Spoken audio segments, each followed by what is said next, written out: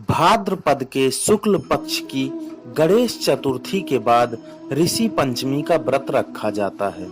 इस दिन सप्त ऋषियों की पूजा करते हैं। ऋषि पंचमी पर कश्यप ऋषि की जयंती रहती है। इस दिन महिलाएं परिवार की सुख शांति और समृद्धि के लिए व्रत रखती हैं। व्रत के दौरान ऋषि पंचमी व्रत की कथा सुनी जाती है। ऋषि पंचमी कोई त्योहार नहीं है, बल्कि महिलाओं द्वारा सप्त ऋषियों यानी 7 ऋषियों को श्रद्धांजलि देने और रजस्वला दोष से शुद्ध होने के लिए रखा जाने वाला एक उपवास दिवस है। आइए अब सुनते हैं ऋषि पंचमी की कथा। कथा से पहले आपसे छोटा सा निवेदन है, चैनल पर अगर नए हैं तो कृपया सब्सक्राइब जरूर करें, साथ ही वीडियो को लाइक करें।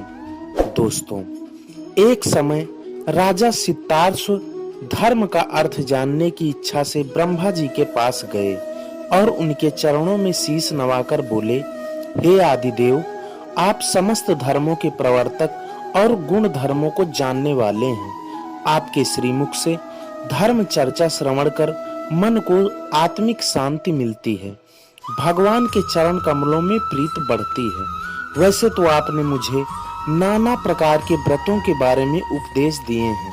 अब मैं आपके मुखार बिंदु से उस श्रेष्ठ व्रत को सुनने की अभिलाषा रखता हूँ, जिसके करने से प्राणियों के समस्त पापों का नाश हो जाता है। राजा के वचन को सुनकर ब्रह्मा जी ने कहा, हे श्रेष्ठ, तुम्हारा प्रश्न अति उत्तम है और धर्म में प्रीत बढ़ाने वाला है। मैं तुमको समस्त पापों को नष्ट करने वाला सर्वोत्तम व्रत के बारे में बताता हूँ। यह व्रत ऋषि पंचमी के नाम से जाना जाता है। इस व्रत को करने वाला प्राणी अपने समस्त पापों से सहज ही छुटकारा पा लेता है। विदर्भ देश में उतंक नामक एक सदाचारी ब्राह्मण रहता था। उसकी पत्नी बड़ी पतिव्रता थी, जिसका नाम सुशीला था। उस ब्राह्मण के एक पुत्र तथा एक पुत्री, 2 संतानें थी। विवाह योग्य होने पर उसने समान कुलशील वर के साथ कन्या का विवाह कर दिया। दैव योग से कुछ दिनों बाद वह विधवा हो गई। दुखी ब्राह्मण दंपति कन्या सहित गंगा तट पर कुटिया बनाकर रहने लगे। एक दिन ब्राह्मण कन्या सो रही थी कि उसका शरीर कीड़ों से भर गया। कन्या ने सारी बात माँ से कही। माँ ने पति से सब कहते हुए पूछा, प्राणनाथ, मेरी साध्वी कन्या की यह गति होने का क्या कारण है? उतंक ने समाधि द्वारा इस घटना का पता लगाकर बताया, पूर्व जन्म में ही यह कन्या ब्राह्मण थी। इसने रजस्वला होते ही बर्तन छुए थे। इस जन्म में भी इसने लोगों की देखा देखी ऋषि पंचमी का व्रत नहीं किया, इसलिए इसके शरीर में कीड़े पड़े हैं। धर्म शास्त्रों की मान्यता के अनुसार रजस्वला स्त्री पहले दिन चंडालिनी, दूसरे दिन ब्रह्मघातिनी तथा तीसरे दिन धोबिन के समान अपवित्र होती है। वह चौथे दिन स्नान करके शुद्ध होती है।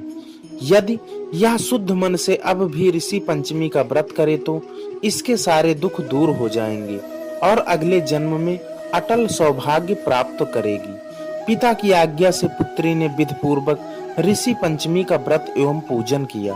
व्रत के प्रभाव से वह सारे दुखों से मुक्त हो गई। अगले जन्म में उसे अटल सौभाग्य सहित अच्छे सुखों का भोग मिला। तो दोस्तों और मित्रों, यह थी ऋषि पंचमी की कथा। आशा करता हूँ आपको पसंद जरूर आई होगी। चैनल पर नए हैं तो सब्सक्राइब जरूर करें, साथ ही वीडियो को लाइक करें, चाहे तो अपने दोस्तों और मित्रों को शेयर भी करें।